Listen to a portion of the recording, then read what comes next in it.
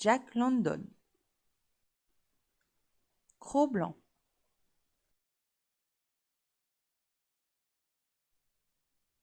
La terre du Sud. Cro-Blanc reprit terre à San Francisco. Il fut stupéfait. Toujours, il avait associé volonté d'agir et puissance d'agir. Et jamais les hommes blancs ne lui avaient paru des dieux aussi merveilleux que depuis qu'il trottait sur le lisse pavé de la grande ville. Les cabanes qu'il avait connues, faites de bûches de bois, faisaient place à de grands bâtiments hauts comme des tours. Les rues étaient pleines de périls inconnus. Camions, voitures, automobiles. De grands et forts chevaux traînaient d'énormes chariots.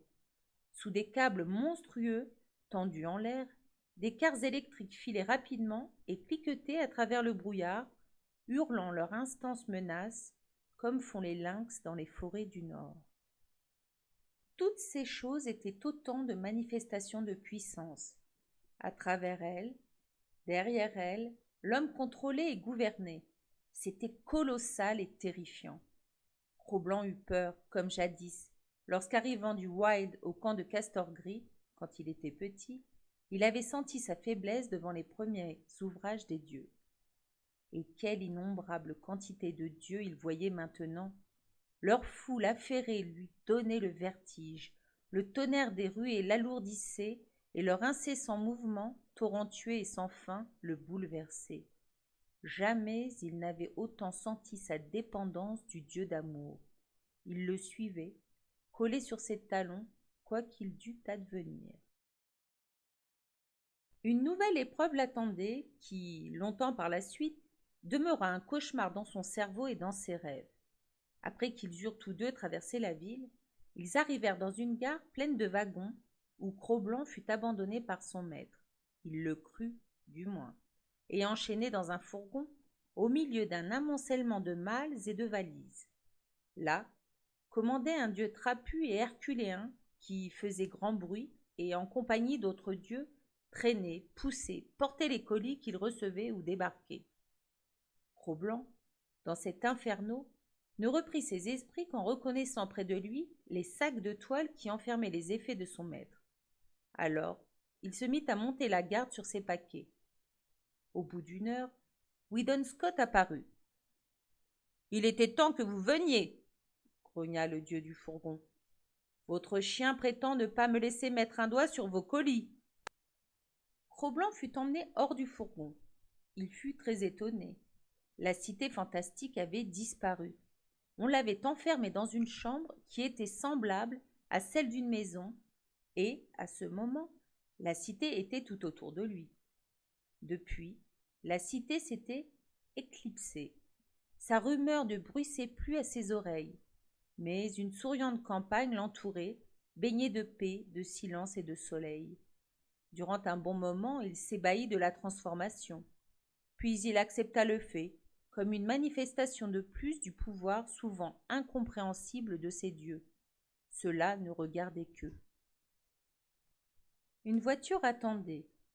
Un homme et une femme s'approchèrent, puis les bras de la femme se levèrent et entourèrent vivement le cou du maître. C'était là un acte hostile. Cro-Blanc se mit à gronder avec rage. « Ça va, mère, dit Scott, s'écartant aussitôt et empoignant l'animal. Il a cru que tu me voulais du mal, et c'est une chose qu'il ne peut supporter. »« Je ne pourrai donc t'embrasser, mon fils, qu'en l'absence de ton chien, dit-elle en riant, quoiqu'elle fût encore pâle et défaite de la frayeur qu'elle avait éprouvée. Nous lui apprendrons bientôt à se mieux comporter. Et, comme Cro-Blanc, l'œil fixe, continuait à gronder, « Couchez, monsieur, couchez !» L'animal obéit à contre-cœur. « Maintenant, mère. » Scott ouvrit ses bras sans quitter du regard Cro-Blanc, toujours hérissé et qui fit mine de se redresser. « À bas, à bas !» répéta Scott. Cro-Blanc se laissa retomber. Il surveilla des yeux, avec anxiété, la répétition de l'acte hostile. Aucun mal n'en résulta, pas plus que de l'embrassade qui se produisit ensuite du dieu inconnu. Alors les sacs furent chargés sur la voiture, où montèrent le dieu d'amour et les dieux étrangers. Cro-Blanc suivit en trottant, vigilant et hérissé, signifiant ainsi aux chevaux qu'il veillait sur le maître emporté par eux si rapidement sur le sol. Un quart d'heure après, la voiture franchissait un portail de pierre et s'engageait sur une belle avenue bordée de noyers qui la recouvraient de leurs arceaux. À droite et à gauche s'étendaient de vastes et vertes pelouses plantées de grands chênes aux puissantes ramures. Au-delà, en un pittoresque contraste, des prairies aux foins mûrs, dorées et roussies par le soleil. Des collines brunes, couronnées de hauts pâturages, fermaient l'horizon. À l'extrémité de l'avenue s'élevait, à flanc de coteau, une maison aux nombreuses fenêtres et aux porches profonds. Cro-Blanc n'eut point de loisir d'admirer tout ce beau paysage, car la voiture avait à peine pénétré dans le domaine qu'un gros chien de berger, au museau pointu et aux yeux brillants, l'assaillait, fort irrité et à bon droit, contre l'intrus. Le chien, se jetant entre lui et le maître, se mit en devoir de le chasser.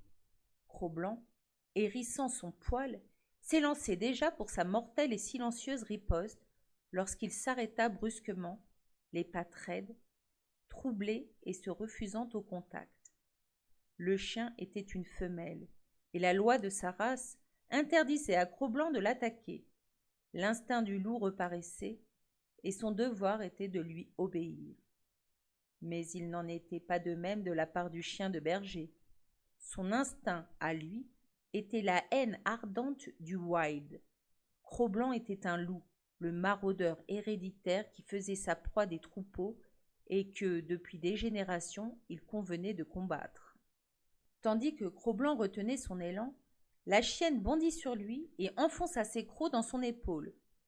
Il gronda involontairement, et ce fut tout. Il se détourna et tenta seulement de l'éviter. Mais la chienne s'acharnait, et le poursuivant de ci de là ne lui laissait aucun répit. « Ici, Collie !» appela l'homme étranger qui était dans la voiture. Weedon Scott se mit à rire. « Père, ne vous inquiétez pas, il fait son éducation. Mieux vaut qu'il commence dès à présent. » La voiture continuait à rouler, et toujours Collie bloquait la route à Cro-Blanc, refusant, malgré ses ruses et ses détours, de le laisser passer.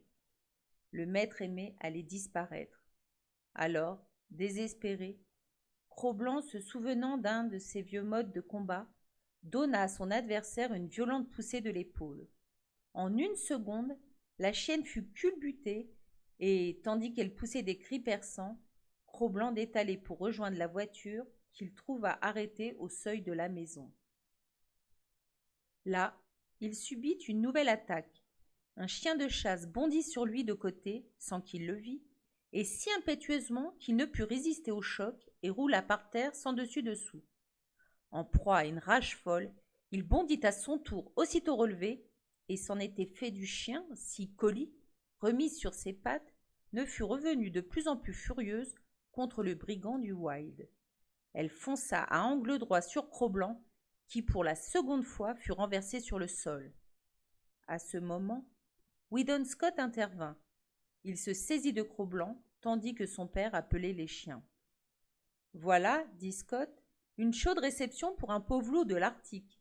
Il est connu pour n'avoir été jeté bas qu'une seule fois dans sa vie, et il vient de l'être ici 2 fois en 30 secondes. » D'autres dieux étrangers étaient sortis de la maison. Un certain nombre d'entre eux restèrent à distance respectueuse. Mais 2 femmes recommencèrent l'acte hostile de se suspendre au cou du maître. Cro-Blanc, cependant, toléra cet acte, aucun mal ne semblant décidément en provenir, et les bruits que les femmes dieux faisaient avec leur bouche ne paraissaient pas menaçants. Tous les dieux présents se mirent ensuite en frais de gentillesse envers lui.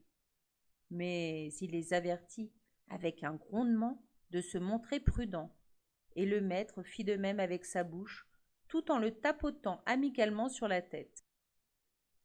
Les dieux montèrent ensuite l'escalier du perron, afin d'entrer dans la maison. Une des femmes dieux avait passé ses bras autour du cou de Collie et la calmait avec des caresses. Mais Collie demeurait grinçante et surexcitée, comme outragée par la présence tolérée de ce loup, et persuadée intérieurement que les dieux étaient dans leur tort. Dick, le chien, avait été se coucher en haut de l'escalier, et lorsque passa Cro-Blanc, collé au talon de son maître, il gronda vers lui. « Toi, viens, loup, dit Scott, c'est toi qui vas entrer. » Cro-Blanc entra les pattes raides, la queue droite et fière, sans perdre Dick des yeux, afin de se garer d'une attaque de flanc, prêt aussi à faire face à tout danger qui pourrait fondre de l'intérieur de la maison. Rien de redoutable ne se produisit. Puis il examina tout autour de lui, et cela fait, se coucha avec un grognement de satisfaction aux pieds de son maître. Mais il demeura l'oreille aux aguets. Qui sait quel péril l'épiait peut-être sous ce grand toit de la maison, qui pesait sur sa tête comme le plafond d'une trappe.